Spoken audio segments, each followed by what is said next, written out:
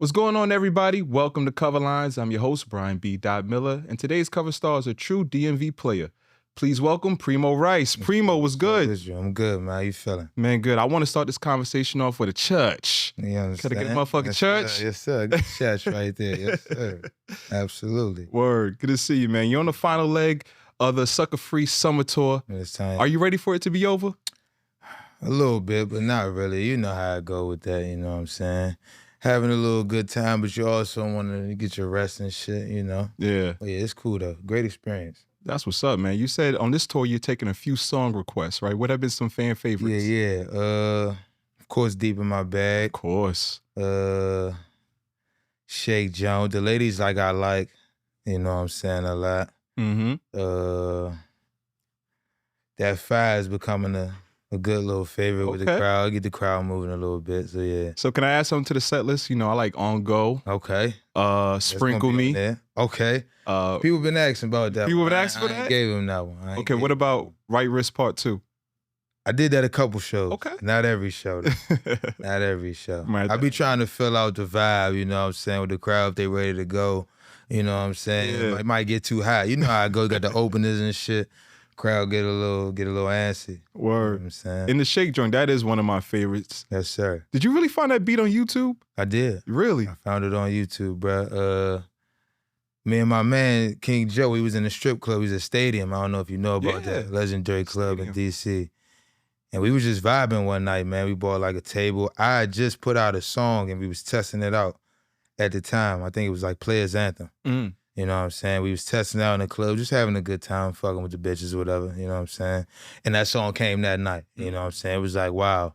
I was just taking in what was going on, you know what I'm saying? Me and my man, when Stadium was open, closed COVID, you know what I'm saying? We used to pull up like every other Tuesday. They had the $2 Tuesdays. Me and my man, Valet, you know what I'm saying? He had the Range Rover at the time and shit. I had a little Jag and shit, you know what I'm saying? We used to go crazy in there. And that's how that came out, though. So you found the producer who made it?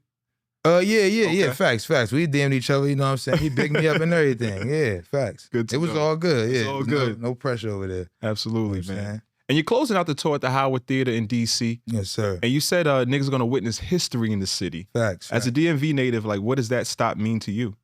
A lot.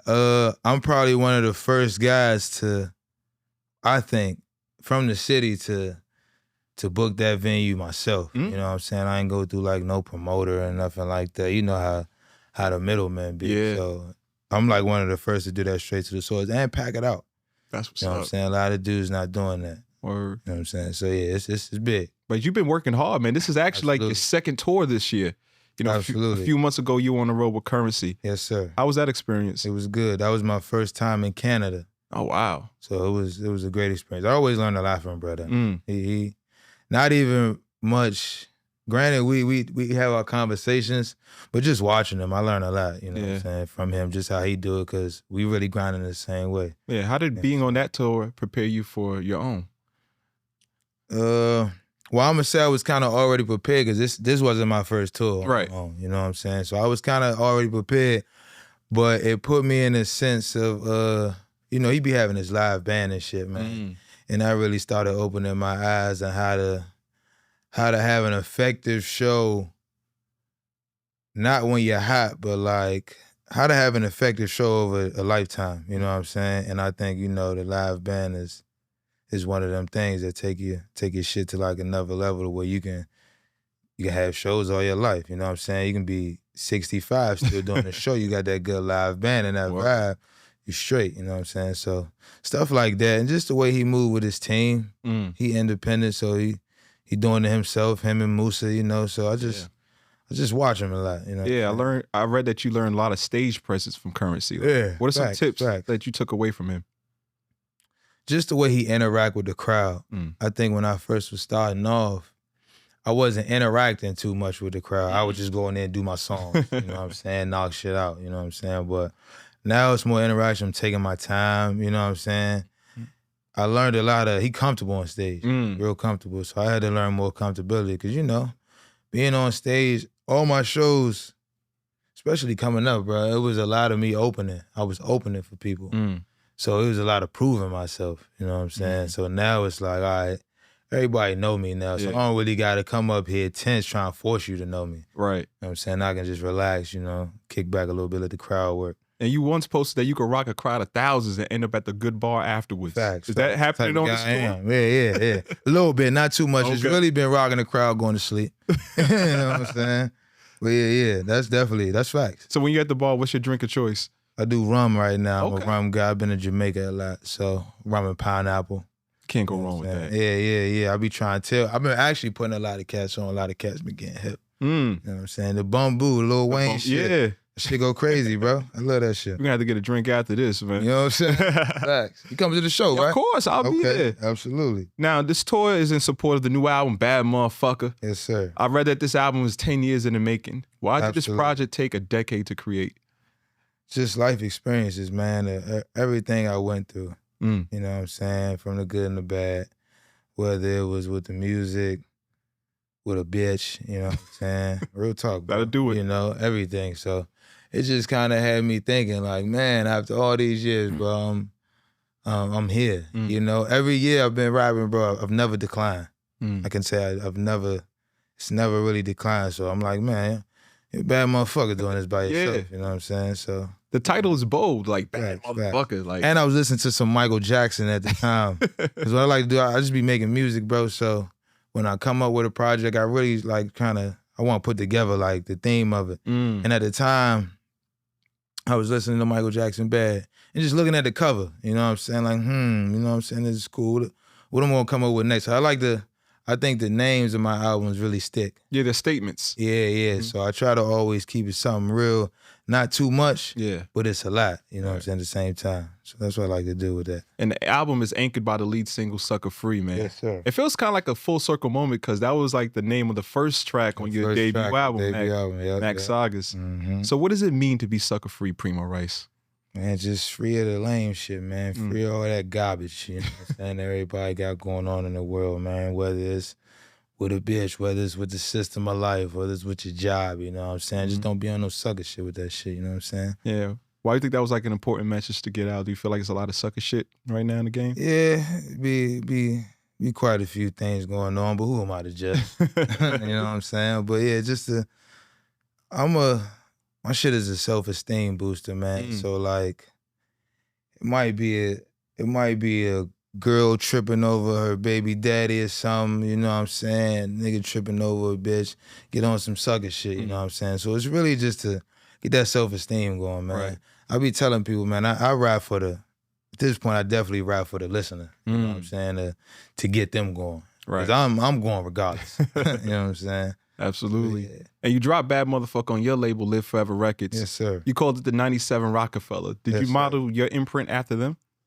Oh, we tried to. It was just a clever line. Okay. I'm gonna keep it a buck. It was a clever line, but we tried to for sure. I wouldn't definitely put it we do this shit ourselves. Yeah. And we do it well, you know what I'm saying? I think we do this shit on a pretty P level in my opinion. Word, DIY for real. And a few days after the album dropped, you woke up and posted, woke up to a top 10 album, Bless. As an independent artist, how rewarding was that experience? Very rewarding.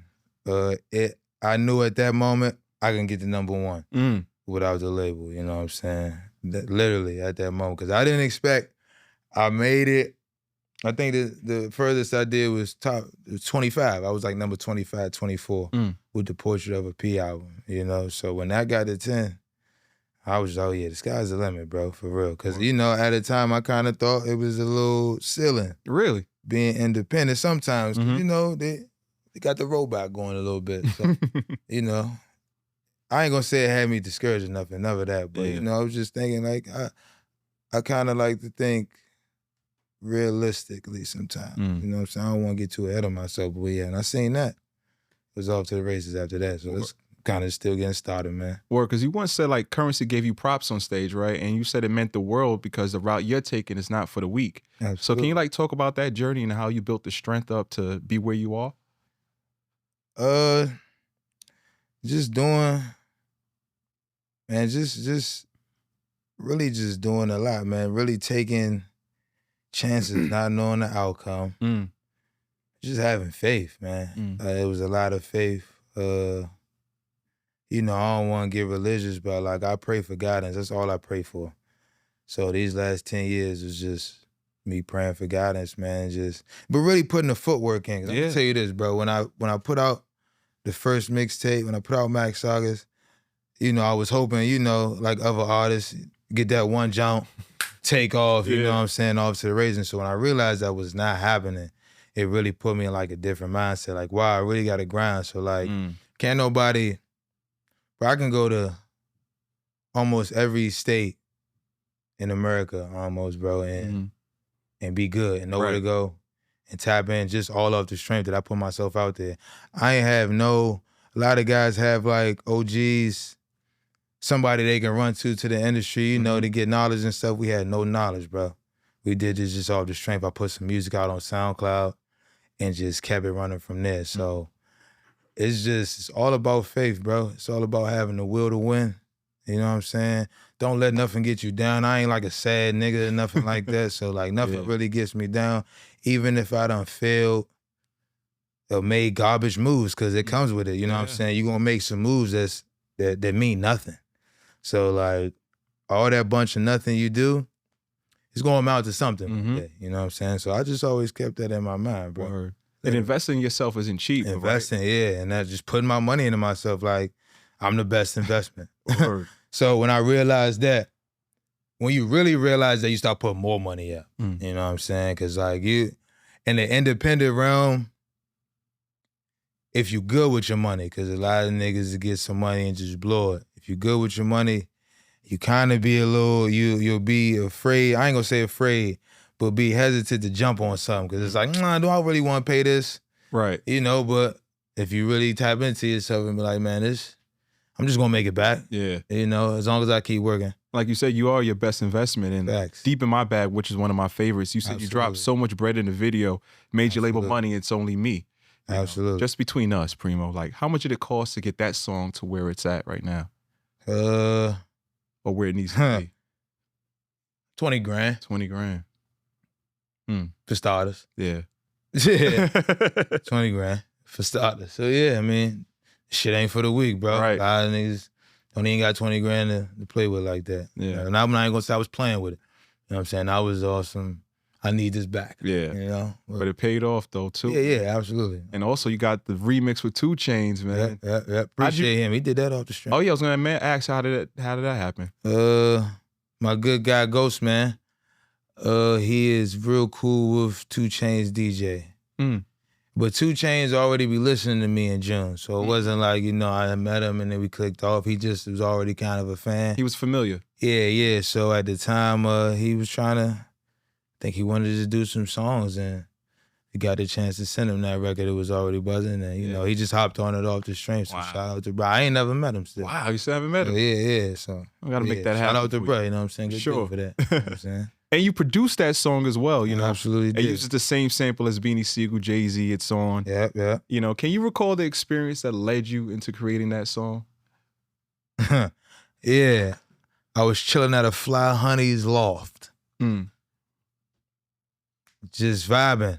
I like to make beats all vibes. So like, she had a nice little loft, you know, I'm on her balcony, you know what I'm saying? She got the garden and shit on her balcony. So I'm just vibing. I like to listen to, when I make beats, I sample a lot. So I'll just sit there, get high, bro, listen to about 170 songs or something. Just will run through it. You know what I'm saying? Just let the playlist play. Caught that sample. And the rest was his. I can't even explain how I make beats. It's like a feeling. Yeah. So I caught that sample the first 7 seconds into. I was like, oh shit. Okay, and I already knew where it was from. So I was like, let me redo this. You know, they sped it up. So I was like, let me just do it my own twist. You know what I'm saying? But I do everything off feeling, bro. Everything off feeling. Right. But the inspiration behind that song, you said someone had you messed up, right? Yeah, a little bit. I can't really, it's not a certain person. I know at that time niggas had me fucked up though, whether it was a nigga or a bitch. You know what I'm saying? So yeah, it was just one of those. Right. When it comes to Live Forever Records, are there other artists on the label? Yes, sir. Got my guy King Joe, AJ, you know what I'm saying? My man Ghostman's honorary Live Forever. Okay. Guy, you know. But he got his own thing going, so I ain't gonna put that on him. But yeah, like he rolled with us though. He's down with us. He been down with us, for a long time. Word. So I can't knock that. And when you talk about your company, you said we don't like to cook up microwavables. Yes, sir. What are microwavables, Premo? You know that quick shit you can put in the microwave for a minute and 20 seconds? You know what I'm saying? We don't like to cook that up, man. We want to sit on our shit, let it marinate. Like a good steak. Yeah. You know what I'm saying? How do you avoid creating microwavables? Like, is there people in place to tell you, yo, this isn't it? Yeah, you got to have people. I'm fortunate enough to have friends that will tell me when something's whack, will tell me when I'm wrong. You know what I'm saying? You got to have friends like that. So I'm blessed to have homeboys of that stature. I thought it was funny when you said niggas think putting out a bunch of bullshit equals to consistency. Facts. Facts. And there be a lot of guys, you know what I'm saying? But to each his own. Because I understand the hustle. As I've grown in this, I understand why people may do certain things, you know what I'm saying? So, you know, it's no ill towards it. But you've been consistent too, man. Like, you put out an album almost every year. Every year, yeah. In 2020. People, it'll be crazy. I'll see tweets, people like whining about it, like he only put out one album. Me, I'm like, God damn, bro. That's pretty decent. Yeah. Like, you know what I'm saying? But, you know, to each his own, like I say. Nah, in 2020, you put out 3 albums. 3, yeah. I was just on that. I was on that type of time at that time. I was hungry. Yeah. You know what I'm saying? I was hungry. And a person that knows consistency is Currency, man. Facts. You've called him the God MC. Facts. You know what? Yeah. Yeah. What makes Spitta worthy of that title?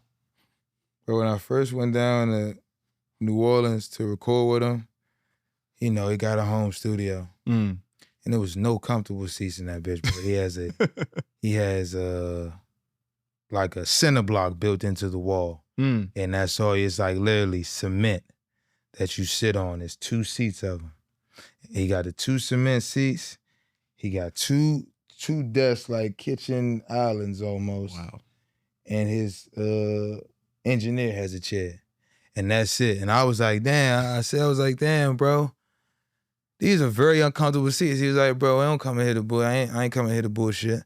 I think he told me, don't call me on this. He only ride like, if you go in the studio, he got 3 hours. Wow. Tops. Like you go in there, you get your work done, get the fuck out, ain't no like chilling, we not sitting there, party time.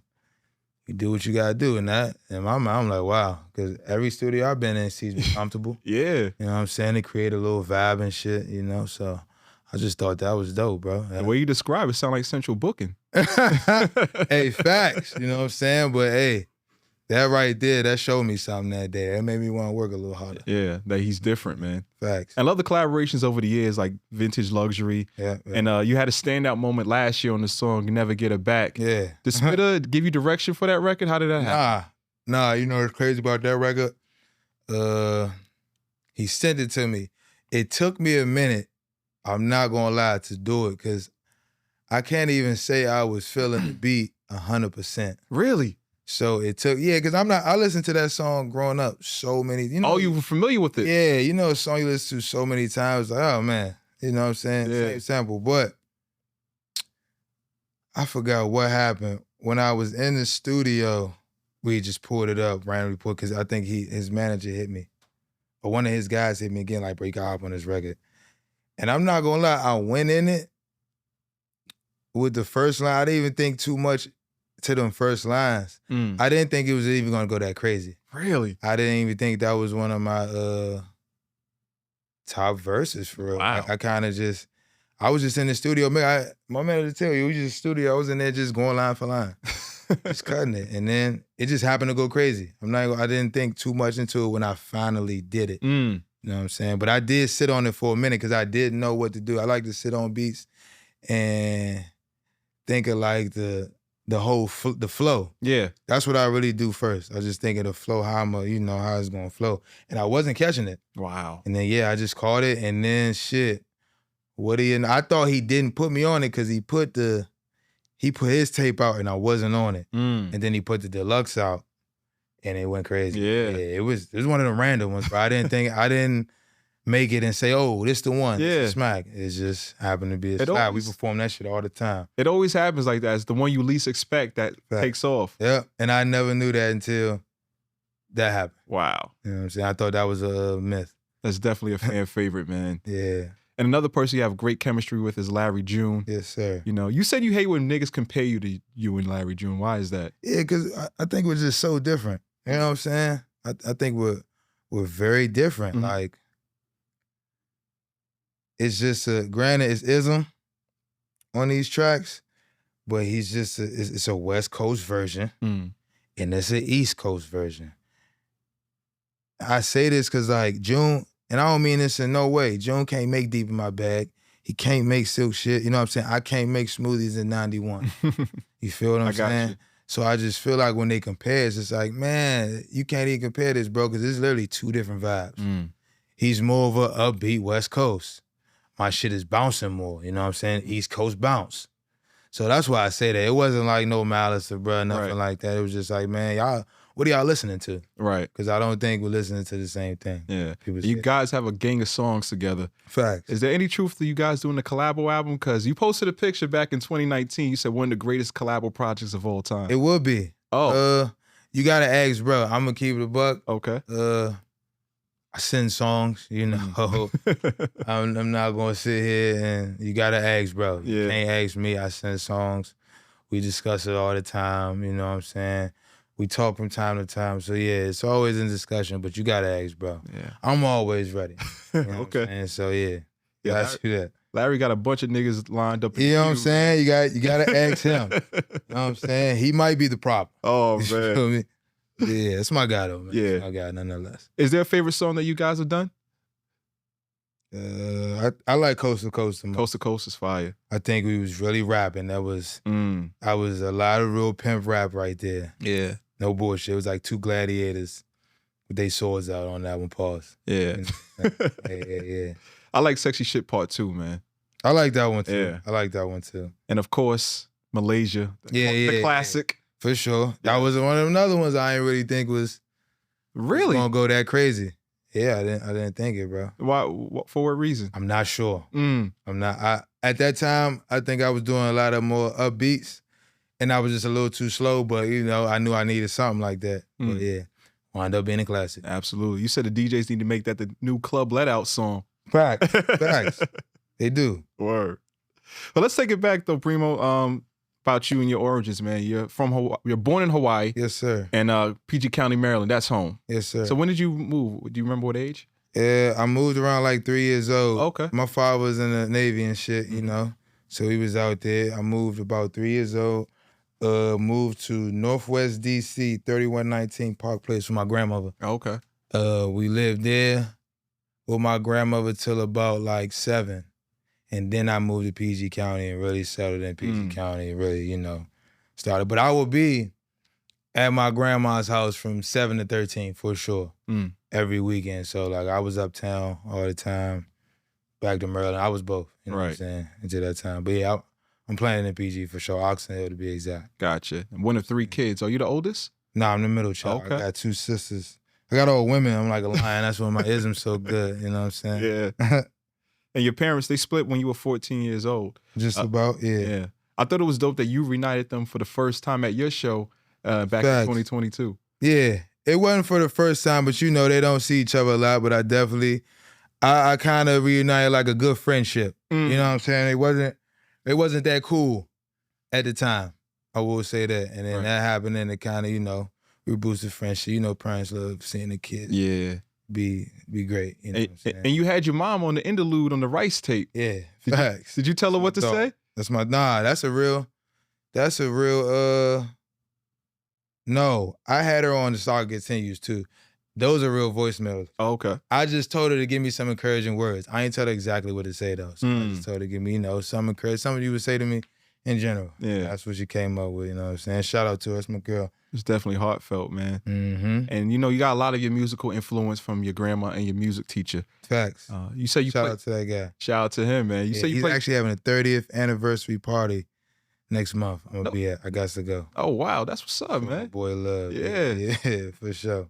Is he the one that got you playing in the instruments? No, I've been playing, and I was playing the drums as a kid in church. Like that was my first love. You know what I'm saying? I would be in church. Church was very boring. No disrespect to the Lord and Savior, but church was boring, and the drums really kept me awake. So me just doing that and not being bored turned to me loving to do that shit.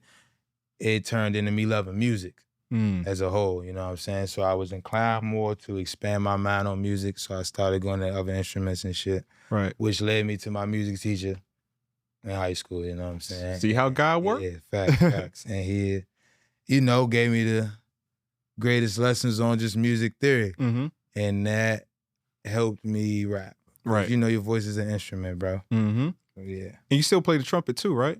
Nah, I ain't played in years. Okay. But I was proficient. Okay. I was very proficient. I was very good at that shit. I was proficient in everything I played. Okay. I thought it was you playing on a pit stop. Nah, people did think that. Sure. I wish. I was really going to jazz it up and say I did it, but nah, that was a sample. I ain't played in years, bro. Life stopped me. Oh, gotcha. Yeah, really pursuing that shit. But you also produced some Bad Motherfucker. Facts. And you started making beats back in like 2012. Yeah. How did you transition from producing to rapping? I made a like a little beat tape. It was some shit like 2013. I made a little tape with like other rappers rapping on it. Right. And I did one song myself. It was called Your Bitch Favorite Song. Facts. And everybody loved that song. That was the best song on it. I was doing the most streams. So I was like, shit, let me try to rap. And I literally made no bitches after that. Wow. And I was like, all right, I'm a rapper. And now you in the game. Yeah. Facts. And back in 2022, you said you locked in with producer Tay Keith and you was making some fire beats. Did anything come out of that? Yeah, I mean, I still got them on my computer. I'm one of them guys, bro. What we doing here, Premo? I know, right? I'm one of them guys with beats, bro. I do what I feel. So at the time, we made the beats are great beats. That wasn't where I was at in the feeling of my moods at the time. So they kind of got put on the back burner. I still got those beats. Okay. I do need a rap on them, you know what I'm saying? Yes. Shout out to bro, he's a good dude. But yeah, we got him. It's there. Okay. So that's my beat, bro. I got you, bro. I bet. I'm looking forward to that, though. For sure. And lastly, the name Premo Rice, like what's the story behind that? Where did that come from? So in high school, I used to look in the DC PG area. Go reign supreme as kids. You know what I'm saying? Backyard. Yeah. Not even backyard in my era. It was like bands like TCB, ABM, crazy bands. You wouldn't even, I'm sure you wouldn't. I went to school in Delaware, so. Okay, so you was a little hip. Yeah, it was a hip. So like in the Go-Go's, bro, you had crews, they was shouting out crews and shit or whatever. And I don't know if our crew really came from that specifically, but I'm sure it had something to do with it. But at the time, teenagers, we had like multiple names, bro. And then at the end of our tenure of like just having names, Supreme Team came about. I got that shit tatted on my chest as a kid. So when I started rapping, I needed a name. Premo just, made the most sense. It was on my chest and shit, you know what I'm saying? And the Rice shit came from a rap. I did like a freestyle, and it was some shit me talking about Jerry Rice. I'm like Jerry Rice going along in your bitches. Some shit like that. Real talk, bro. And yeah, and the Rice, I was just like, DJ Premier Premo, so I ain't want to get that too mixed up. I needed a separation, so the Rice came with it. Makes sense, man. Yeah. And with your name rising, like when did you feel things started to turn a corner for you? Was it the Rice tape? I'm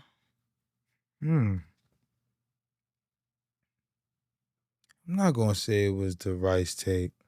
It started when I made them 3 mixtapes. It was around that time. It was like that Strictly for My Bitches, Coast to Coast, all that era right there. That was when I was starting to see it turn. I did. That's when I first did a tour with June. Okay.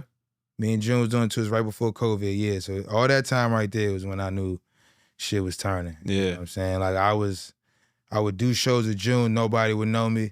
But after the show, after the crowd asking, you know what I'm saying, who is this guy? Yeah. So that's when I knew. I was like, all right, shit looking good now. You might be getting too big for yourself, getting songs like 2-player removed off the streaming service. Feel me? Hey, facts. Facts though. They paid attention. They did. They're definitely paying attention now, man. I think we people won't say it, but the player rappers on the forefront, bro.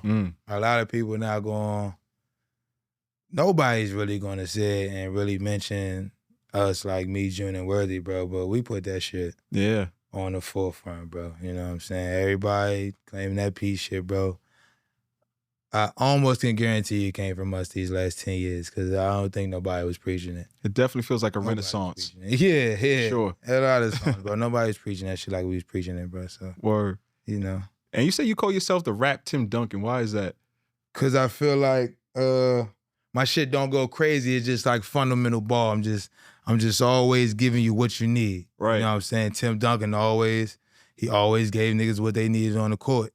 Not too much more, but he was always efficient. And I think, my shit is always efficient. Like, you know what to expect. You know I ain't gonna bring you no bullshit. You know what I'm saying? And, and he always walked away with a chip. Always walked away with a chip. You know what I'm saying? I've never declined, bro. Every year I've been in music, bro. I've never declined. So yeah. Chip every year, damn it, you know what I'm saying? But you call rap like just an open gym at LA Fitness. Like, what did you mean by that? It is. Everybody raps. Yeah. Man, I like how you do your research, bro. I fuck with this. I do fuck with this. But yeah, everybody raps, bro. Yeah. Everybody and their mama raps. So rap is the open gym. Everybody walks in, think they can hoop. You gonna get some playing time, but that don't mean you gonna get no contract. That don't mean you gonna get paid, you know what I'm saying? But we all out here for the love of the game. You know what I'm saying? So that's how I see it. You know, you got your guys that come in, that play overseas ball, that play professional ball, and come in and bust these niggas' ass. You know what I'm saying? Rapping is a sport, bro. So yeah, it's open gym all day. You know what I'm saying? I'm gonna compare myself. I'm like an overseas player or something. You know, I come in and bust niggas' ass. You know, might not be right there with the NBA niggas. But, you know, I'm coming in busting niggas' ass. But you got fans in unexpected places, man. Facts, everywhere. I heard Carl Thomas is a big fan of yours. He is. How did you discover that he was tapped in? Shit, he hit me up, bro. Wow. You know, it's crazy. He's supposed to be on Summertime Rice. Wow. You know what I'm saying? Uh-oh. That's all I'm gonna say. I ain't gonna say too much. But you know you're supposed to be on there, bro. But yeah, he hit my manager up. His manager hit my manager up. We had got in contact. We started talking a little bit. Yeah. We was exchanging songs for a second, you know, but... Uh-oh. That's all I'm gonna say. Did he say what song or album he liked? No, he didn't give me a specific one. He did not give me a specific one. He just says, when our music drops, it alerts on his Apple Music. He likes I think he likes that whole way, bro. He from Chicago. Okay. So I can understand that, you know what I'm saying? Why? But yeah. He a big fan. Man. He a big fan. Shout out to Carl, bro. And you also have a record from your last album named after Jill Scott. Yeah, absolutely. Have you connected with her yet? I wish, man. She's my favorite R&B singer. Soul Neil, so whatever you want to call it. She's my favorite. No offense to the line she heard it. She probably heard the line and didn't like that shit. You know what I'm saying? But, you know, I thought it was pretty clever. You know what I'm saying? But shout out, she's my favorite singer. If I'm in my soul bag, I'm probably cutting her on. You know, when the homie's not around, you know, I'm probably cutting Jill Scott on. And her debut just turned 25 the other day. Facts. Yeah. Great album, bro. Classic. Great album. It's only a matter of time. Facts. You say you saw her back in 2022 live. Did that inspire you? I was like almost front row. No. It was inspiring her. She gave a great performance, bro. When I go to shows, I really look at performances now. You know what I'm saying? So when I see something great, I try to take from it. Like she had on this glistening ass dress, like that motherfucker was just sparkling the whole time. You know what I'm saying? Just it be stupid shit. I ain't gonna say stupid shit, but it's shit like that'll make a show great, like that'll change somebody's perspective of this certain person, you know what I'm saying? But she had a great show. It was like she ain't had to do too much. She just right there on the mic, not even really giving too much moving, but the presence was just there. So like shit like that I try to take in, bro, because this shit really an art. Yeah. It's an art form, man. I like performing. So, you know, if I'm gonna get better and be great at it, I'm gonna learn. Right. You know what I'm saying? So yeah. And you had Currency and Wiz Khalifa on that track. Facts. So it's gotta be surreal, because you said you used to debate about who's better in high school. Facts. We used to debate about it, bro. Everybody at that time, it was Cushion Orange Juice and Smokey Robinson at the time. Remember vividly. Everybody was on Cushion Orange Juice, and certain niggas in the school was on what I just say? Smokey Robinson? Smokey Robinson, yeah. And yeah, that was the debate. And literally probably was 11th grade, 12th grade. Yeah. That was the debate. Facts. So it was definitely, that was a full circle moment. I don't be fronting. Like, I don't even think I told Spit M then yet. Really, like, y'all niggas was my favorite rappers, bro. But like, they probably know. So years later, who's better? Oh man. Oh man. No comment. Yeah, I'm gonna no comment there. Shout out to both of them, though. They both still great, bro. Both still great. Yeah, Cushion Orange Juice is a classic. Smokey Robinson. I feel like it doesn't get enough props, though. Facts. Like that 17.5, that Currency. Facts. Killed it. Intro. The intro was, come on, man. Went crazy on that. Absolutely. But you are a real hip-hop junkie, and you say you study the shit out of old school niggas, rhyme pattern setups, especially old school New York rappers, to be exact. Like, who are some of those people that you study? Guru, for sure. Gangstar. Yeah. That'll be a top one. The monotone shit is what I really took after him. I was listening to that shit back then, not even just now, but the monotone shit is what I really took after him. Now, you know what I'm saying? He only got yellow on the track. Right. You know what I'm saying? He called himself the king of the monotone. Facts. Yeah. Facts. Rest in peace to that guy. But who else? Jay-Z, of course. Never heard of him. You know what I'm saying? We all inspired by Jay. You know? Sure. Pete Rock, CL Smooth. Pete Rock, CL Smooth. A lot of CL Smooth. I could see a lot of CL Smooth in you know what I'm saying? Yeah. A lot of that going on. Tribe. I was big on Tribe as a kid. I was big on Tribe as a teenager. Who else? Give you like two more. Okay. Mobb Deep. Of course. The infamous album. Classic. For sure. I'll be on that heavy. Yeah. And I'm not gonna lie, Nori, bro. Nori got a crazy flow setup. I like how crazy flow setup. Is there any specific song or album from Nori that you reference? I ain't gonna say I really reference it. I like if your heart stop being now CNN. Yeah. I forgot what song that is. That's the CNN song? Yeah. And my heart start beating, I'll go back in time. Yeah, heart beat again. Real niggas. Yeah, that's on the War Report. Facts. Yeah, it's the War Report. And he did his freestyle High 97. I fuck with tough. I fucked with tough for a long time. Those are a few guys. Another guy I think you might have left out is Ghostface Killah. I know you're a big Ghostface fan. Yeah, the whole Wu-Tang, bro. Whole Wu-Tang. Yeah. You know what I'm saying?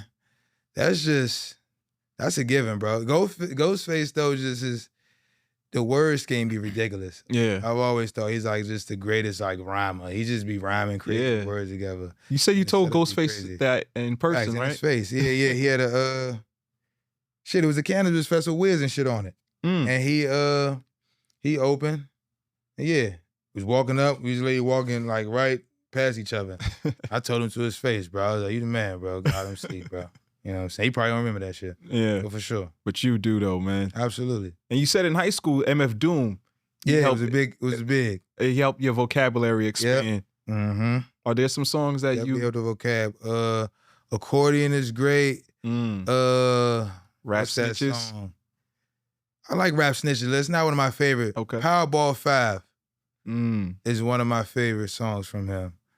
And the joint with the Sade sample. Oh, damn, I'm drawing a blank right now. Yeah. Yeah. And what's that song when he say he got more soul than a sock with a hole? Shit, the comments gonna let us know. Yeah. That song too. Yeah. I was tapped in MF Doom for. Yeah. That's what's up, man. Good little minute. And lastly, you know, I know when it comes to your tracks and albums, Premo, you know, you have a penchant for like sequels, right? Like you got Right Wrist, HH, Break Your Hoe. Yeah. Like, is there going to be a Gorilla Pimpin' 3 album? I doubt it. Ah. I highly doubt it. That was just an interesting period of time in my life that we cannot get back. Really? You know what I'm saying? You would get what's the other Jones I got? You would get like an Orange Juice Jones 2 or Chateau 2 before you got a Gorilla Pimpin'. Okay. If anything was closest to Gorilla Pimpin', it was Bad Motherfucker. Okay, that's the closest we're gonna get to it? Yeah, it's the closest you probably get to that. I could live with that. For sure. And what about you and Seldrin? Are you reuniting for Church on the Move too? Is that happening? Oh, yeah. I actually just hit, bruh, the other day. And yeah, we're gonna do some more songs. Church too could be a possibility for sure. That's my guy. He's one of the good friends I've made in the doing this music shit. Him and Spitter for sure. Yeah, that's what it is. Now, before we get out of here, though, Premo, I have this segment on the show called Rap Opinions. Yeah. You give your rap take. It could be on songs, albums, anything rap related, you know. And with you coming in here, I was thinking about your love for Ghostface, and he's one of my favorites. For sure. And I think my rap opinion this week is going to be about Ghostface's Iron Man. I think that's his best album. How do you feel about that? I disagree. I'm going to say Supreme Clientele. Supreme Clientele guy. That's a flawless album, bro. I'm not gonna lie to you. Iron Man, I could skip a couple. Okay. Just me personally, I could skip a couple on there. Supreme Clientele is hard to skip. It is. Because you're really listening to that shit. I'm not gonna lie. He was going crazy. Even it's one song one of his homeboys was. But that nigga said like, if you don't give me some cognac, I motherfucking kill. Like that shit. That type of shit is crazy to me. Like ignorant shit like that, I like that type of shit, bro. Okay. But that's a flawless album, bro. I agree. Ghostface, in my opinion, has like one of the top 3 runs, like with Iron Man, Supreme, with Wallace. Yeah. You couldn't beat Can't that beat shit that. for real, yeah. Elite rapping on that motherfucker. Absolutely. For sure. Would you have a rap opinion off the top of your head, Premo? Anything. To tell you about? Anything. What's your favorite Hove album? I'm a Hard Knock Life Volume 2 guy. Wow. I think that's his best rap out. He disagrees, but I feel like that's Thriller to me. Okay. You're the first person I heard say that. Really? Facts. So what's yours? I get a lot of Blueprint. I'm a Reasonable Doubt. Reasonable Doubt? You can't go wrong with that. Yeah. That's one I can literally just play top to bottom and feel like I'm in a movie every time. You know what I'm saying? So Reasonable Doubt, best Jay-Z album. That's my best Jay-Z album, in my opinion. I'm not mad at that. Yeah. Well, Premo, man, hopefully everyone gets to catch you on tour. If they haven't, too bad. But in the meantime, they could stream Bad Motherfucker. Yep. Everything else, too. Yes. Absolutely. Premo Rice, thank you, man. Appreciate you, bro. Yeah, absolutely. Yeah.